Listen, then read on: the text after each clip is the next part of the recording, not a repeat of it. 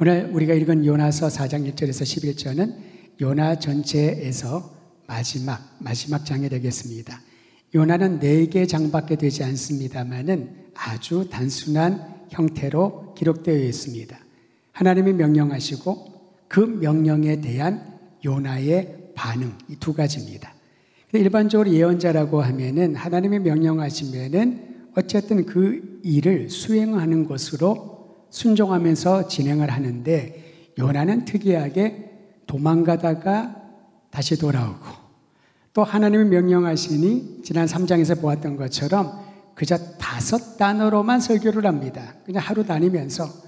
니느웨가 3일 정도 다닐 거리의 큰 성읍이라고 했는데 3분의 1 정도만, 하루만 다녔으니까요, 3분의 1 정도만 다니면서 5단어로 그는 설교를 합니다. 여러분 기억하시나요? 40일이 지나면 니느웨가 무너지리라. 이것만 얘기를 한 거예요, 하루 동안. 그런데 여러분, 이 메시지를 전하고 난 다음에 요나는 분명히 니느웨가 회개 안 할 것이다, 이방신들을 섬기고 우상 숭배하는 이 민족이 이스라엘 백성들에게 니느웨 백성들이 행했던 것을 보면 알잖아요. 얼마나 잔혹하게 핍박을 하고 침공을 하고, 그저 아수르 제국에 속한 특히 니느웨 출신이라고 하면은 이를 갈 정도로 적개감이 있었던 그런 사람들 아니었습니까? 아무리 내가 이렇게 외친들 그들이 돌아올까라고 생각을 했는데, 놀랍게도 니느웨 왕을 비롯하여 온 백성이 죄를 자복하고요, 악한 행실에서 손을 떼기 시작을 합니다.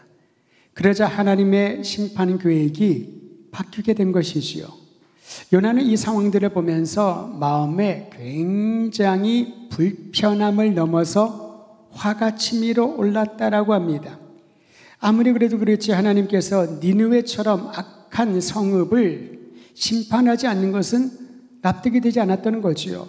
소돔과 고모라와 비교해서 전혀 뒤지지 않을 만한 악한 성읍이 니느웨였는데 그들이 돌이켰다고 해서 하나님이 심판의 뜻을 거두었던 것입니다. 이에 대하여 요나가 어떤 반응을 보였냐 하면은 4장 1절을 보십시오. 제가 읽어드립니다. 요나가 매우 싫어하고 성냈다 라고 말합니다. 그리고 그 다음에 더 재미있는 것은 2절에 여호와께 기도하였다. 여러분, 뭔가 마음이 좀 불쾌하고 기분이 좋지 않아서, 또는 하나님의 뜻이라고 하지만은 하나님의 뜻이 본인의 생각으로 도무지 납득이 되지 않을 때 기도한다면 어떤 내용의 기도를 하실까요? 어떤 감정으로 기도하실까요? 어떤 분들은 기도하면서 자기의 이 속풀이를 하는 분들이 간혹 있습니다. 기도는 기도인데 그 기도를 통하여 다른 사람들을 공격하고 자신의 이 참을 수 없는 감정을 폭발하는 거죠. 기도란 형태를 빌어서 누군가를 공격하고 하나님을 원망할 때가 있다는 겁니다. 요나가 딱 그런 상황이었습니다. 원망하는 심정으로, 불평하는 심령으로 그는 매우 하나님께서 이끌어가는 이 계획이 싫고 화가 나서 기도했다고 합니다. 여러분, 이 기도가 제대로 된 기도일까요? 우리가 기도를 할 때 참 주의해야 될 부분이 있습니다. 기도는 하나님과의 대화고 하나님께 우리의 소원을 아뢰는 것이고, 기도 가운데 하나님의 뜻을 발견하는 거지요. 저는 이런 경험이 있기를 바랍니다. 분명히 나는 A라고 하는 기도 제목 가지고 하나님 앞에 엎드렸는데 기도하다 보니까 내가 가지고 왔던 A라는 기도 제목은 어느 순간에 사라지고 B라는 기도 제목을 내 입에서 읊조릴 때가 있는 것이지요. 또는 기도 가운데 하나님께서 내 내면에 마치 육성과 같은 음성으로 어떤 기도의 제목들을, 어떤 사항들을 떠올려 주실 때가 있습니다. 이게 바로 기도의 신비이기도 하죠.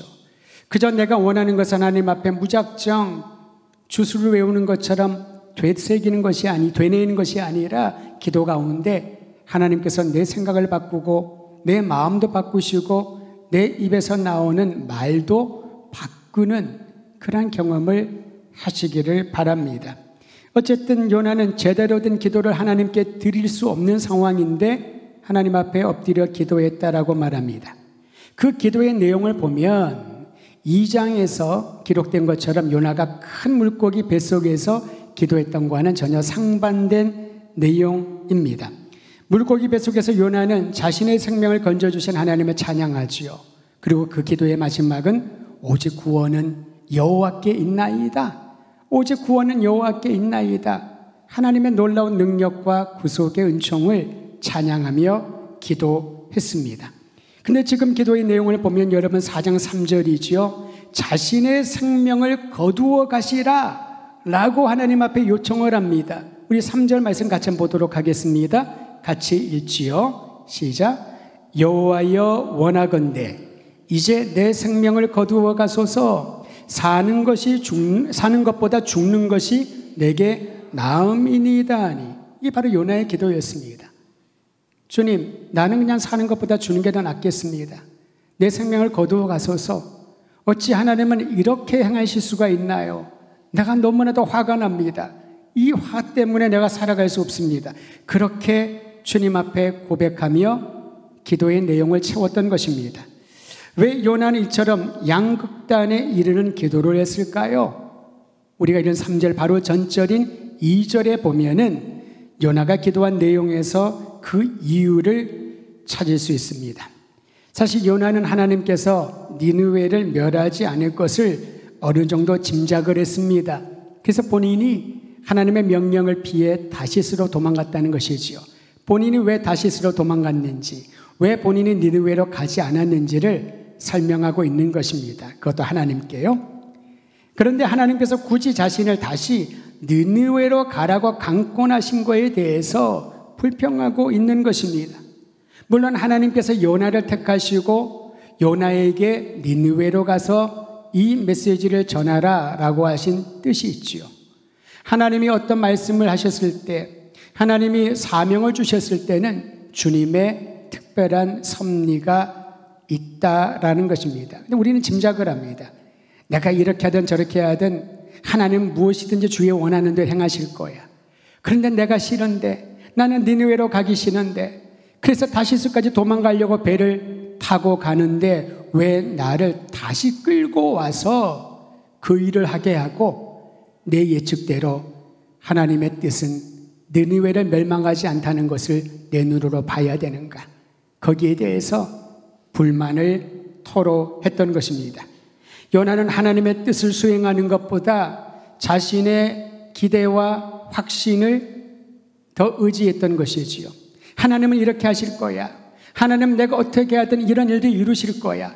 나는 거기에 내가 원치 아니하는 일을 하고 싶지 않아. 이것이 요나의 성격 유형이요, 그가 사역을 했던 모습인 겁니다. 여러분, 우리가 주님을 섬기고 또 신앙생활을 하면서 사실 요나와 같은 경우들이 많이 있습니다. 우리는 순종해야 된다는 걸 알고 있지요. 그래서 이렇게 말합니다. 주님, 제가 주님의 말씀에 순종하겠나이다. 단 요거 하나는 빼고요. 제가 주님이 말씀하시면 모든 것 드리겠습니다. 단 요거 한두 가지만 빼고요. 자신의 확신과 신념을 하나님의 뜻을 온전히 따르는 것보다도 더 중요하게 여길 때가 얼마나 많이 있습니까? 요거는 빼고요. 이것만은 할 수가 없고요. 다른 건 다 하겠습니다. 요나가 바로 그런 모습을 대변해 준다라고 할 수가 있습니다. 우리는 요나의 이 짧은 기도, 4장 2절이 나와 있는 기도이지요. 거기에서 요나가 하나님이 어떤 분이신지를 얼마나 분명히 인식하고 있었는지를 발견하게 됩니다. 우리 함께 4장 2절 말씀도 다시 한번 읽을 텐데, 여러분 읽으실 때 요나가 하나님의 성품을 5가지를 언급을 합니다. 그 5가지를 한번 염두에 두면서 2절 말씀을 한 목소리로 읽겠습니다. 시작. 여호와께 기도하여 이르되 여호와여, 내가 고국에 있을 때에 이러하겠다고 말씀하지 아니하였나이까? 그러므로 내가 빨리 다시스로 도망하였사오니, 그 다음부터입니다. 주께서는 은혜로우시며 자비로우시며 주께서는 노하기를 더디하시며 인애가 크시사 뜻을 돌이켜 재앙을 내리지 아니하시는 하나님이신 줄을 내가 알았음이니이다. 요나가 하나님이 어떤 분인지를, 주님의 성품에 대하여 무엇을 알고 있었는지를 5가지를 얘기합니다. 첫 번째는 하나님은 은혜로우시다. 사실 하나님의 성품을 알아야 예배를 드릴 수 있고 기도를 할 수가 있습니다. 여러분, 하나님이 어떤 분인지 모르는데 우리가 어떤 확신을 가지고 기도할 수 있을까요? 하나님은 은혜로우시다. 그래서 주님의 은혜를 구하며 기도할 수 있는 것이지요. 은혜로우시다라고 하는 이 말은 영적으로나 육적으로나 공경에 처한 이들을 살피시고 도와주시는 하나님의 성품입니다. 내가 중환병에 걸렸을 때, 내 스스로의 힘으로 감당할 수 없는 어려운 일을 겪었을 때, 내 몸이 지치고 공고할 때, 내가 영적으로 침체 가운데 빠져 있을 때 하나님은 은혜로우시기 때문에 그분 앞에 나아가면 주님께서는 우리를 그 수렁에서 건져주시고 모든 병마로부터 치유하시며 어려운 환경을 능히 극복할 수 있는 힘과 용기를 주시는 거지요. 왜냐하면 하나님은 은혜로우신 분이시기 때문에. 두 번째, 요나가 알았던 하나님의 성품은 그분은 자비로우시다라고 고백을 합니다. 사실 자비롭다라고 하는 이 말의 히브리어 어근은 레헴이라고 하는데, 이 레헴은요 엄마의 태를 뜻합니다. 여성의 태를 뜻하는 거죠. 즉 자녀를 보살피는 엄마의 사랑을 자비롭다라고 말합니다. 사실 여러분, 아빠는 좀 서운해도 어쩔 수가 없는데 아이들이 아빠보다는 엄마에 대한 사랑을 더 포근하게 느끼지 않습니까? 아마도 그거는 10달 동안 엄마의 태에서 아이들이 성장하고 양분을 먹으면서 누가 가르쳐줘서가 아니라 이 모성애에 대한 것을 몸으로 본능적으로 느끼고 이 땅에 태어나는 것이라고 볼 수가 있습니다. 나이가 좀 드신 분들 보면 힘들 때는 엄마 그렇게 불러요. 아빠, 아버지 그렇게 부르지는 않아요. 왜 그럴까? 이게 본능적인 부분이지요. 히브리어의 어근이 그렇습니다. 하나님은 자비로우시다. 여성의 태를 뜻하는 엄마의 자비로운 그 사랑을 요나는 하나님의 성품으로 경험하고 알았던 것입니다. 세 번째로 요나가 알았던 하나님의 성품은 노하기를 더디하신다라는 겁니다. 사실 하나님께서는 죄에 대하여서는 굉장히 분명하시지요. 죄를 그대로 허용하지 않으십니다. 하지만 죄를 지은 인간에 대해서는 기다리고 또 기다리고 끝까지 참지 아니하십니까? 왜냐하면 인간의 연약함을 알기 때문에. 왜 우리가 누군가에 대하여 참지 못할까요?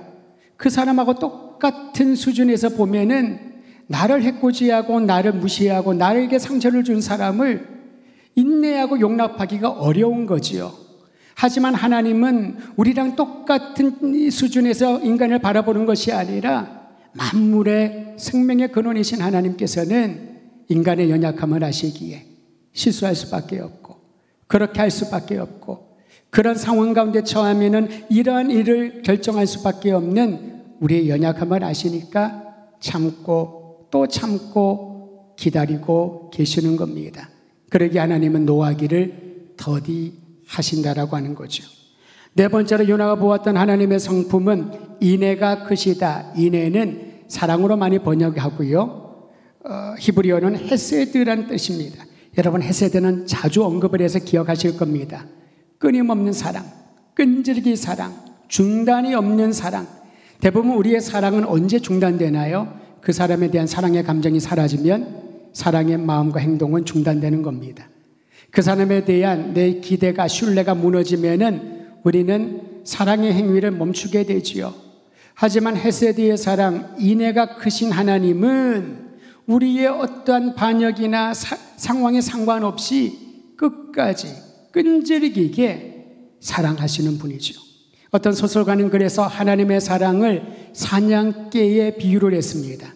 여러분, 사냥개는 사냥물을 보면 발견하면은 그것을 물어서 끝까지 놓지를 않지요.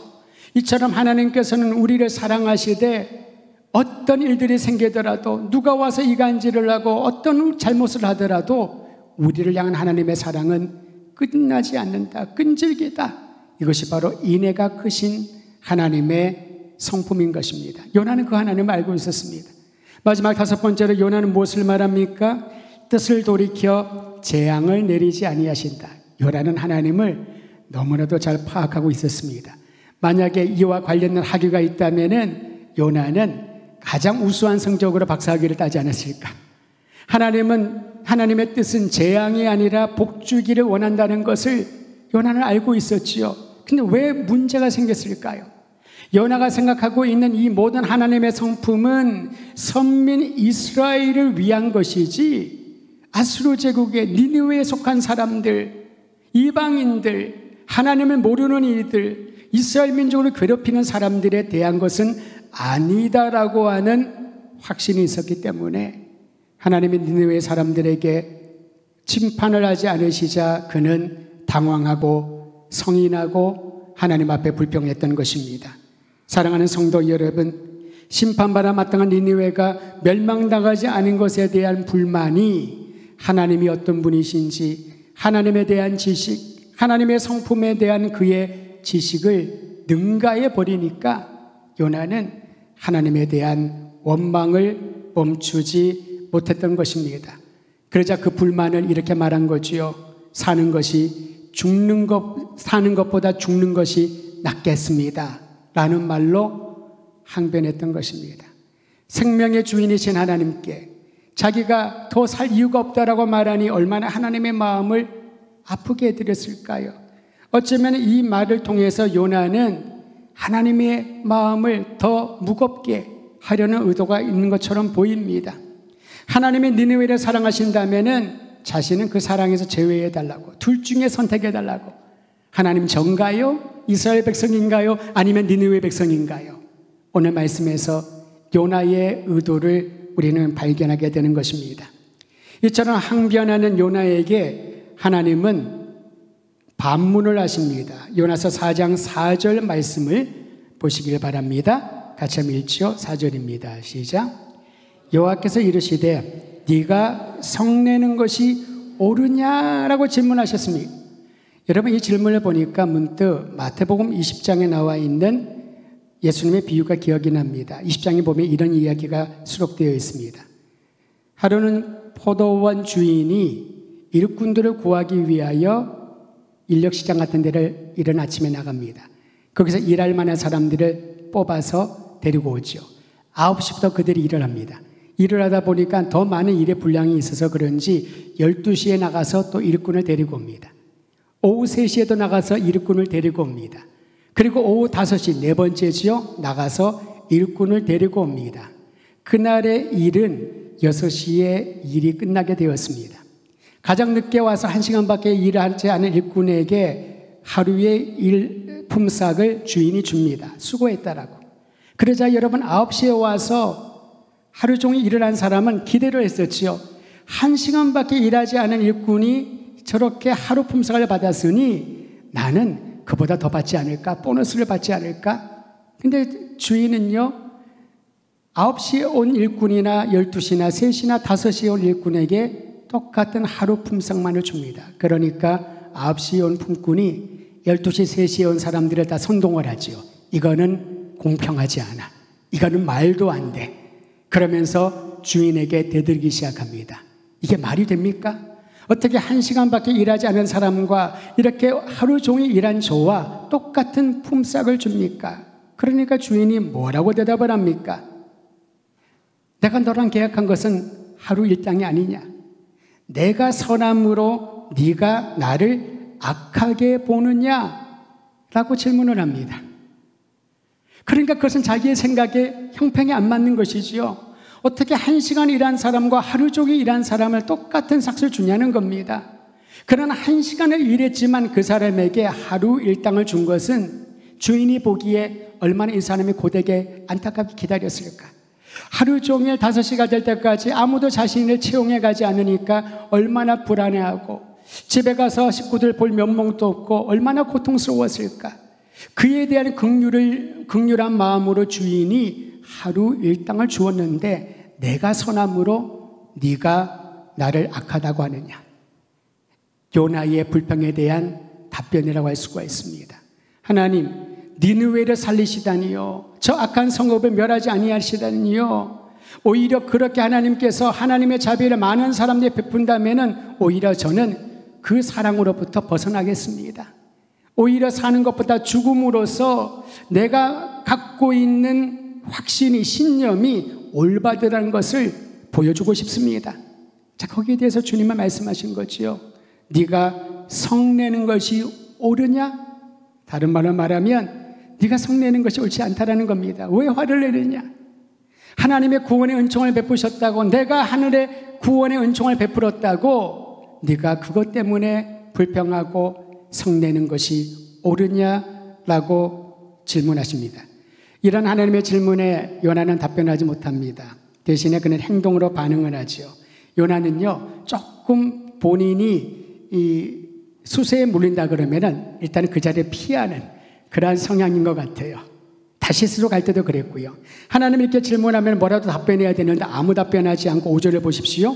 요나가 성읍에서 나갑니다. 그리고 그 성읍 동쪽에 앉아서 거기서 자기를 위하여 초막을 짓습니다. 부지런하기도 해요. 그 성읍에 무슨 일이 일어나는지를 보려고 그 그늘 아래 앉았더라. 하나님이 일단은 그 니느웨를 멸하지 않는다고 하시는데 정말 멸하지 않으시는지, 하나님이 정말 끝까지 참으실 수 있는지 내가 그것을 내 눈으로 보고 확인하리라. 그것이 바로 요나의 답변이었던 것입니다. 그러자 하나님은 니느웨를 멸하지 않은 이유를 가르치기 위하여 요나에게 작은 사건을 마련하셨습니다. 뙤약볕을 가리는 박넝쿨을 예비하여 요나를 쉬게 하셨고요. 그 다음 날에는 벌레를 예비하여 박넝쿨을 갉아먹게 하셨습니다. 여러분 여기에 보시면요, 박넝쿨을 예비한 것도 하나님이시고 벌레를, 갉아먹을 벌레를 예비하신 것도 하나님이란 거죠.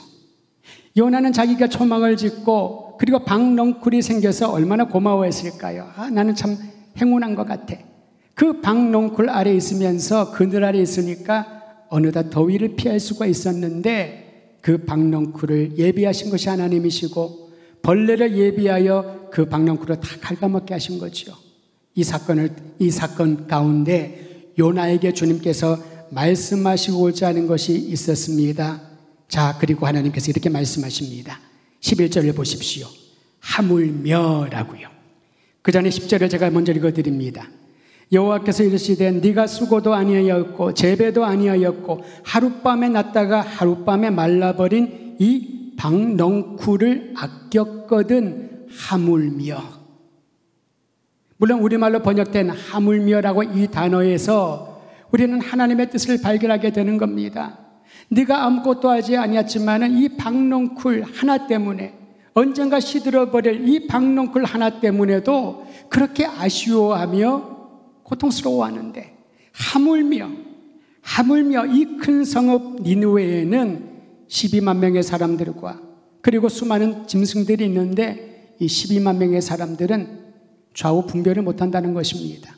무엇이 옳은지 무엇이 그른지, 무엇이 하나님의 뜻인지, 하나님을 욕되게 하는 것인지, 무엇이 하나님과 더불어 사는 것인지를 알지 못하고 분별하지 못하는 그들을 내가 아끼지 아니하겠는가?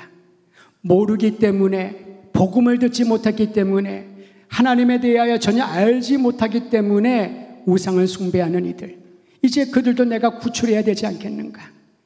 요나에게 주님께서는 그 안목을 가지라고 박넝쿨 경험을 하게 하셨던 것입니다.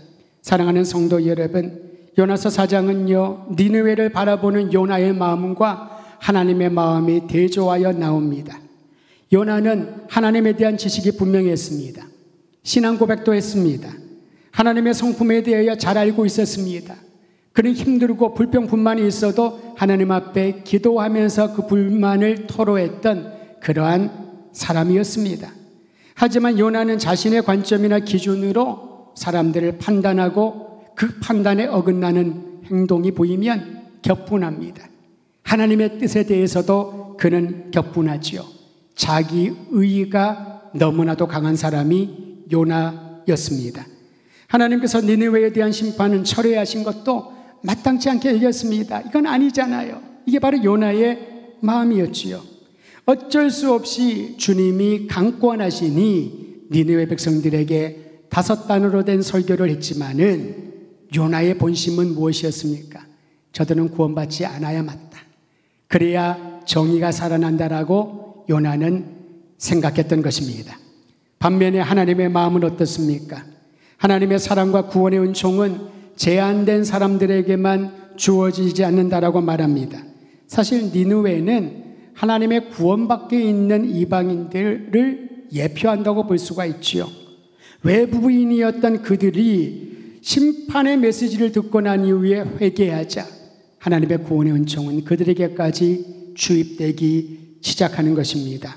사랑하는 성도 여러분, 이처럼 누구든지 죄를 깨닫고 회개하면, 악한 길에서 그가 손을 씻고 하나님께로 돌이키면 구원의 은총이 임하는 줄 믿으시기를 바랍니다.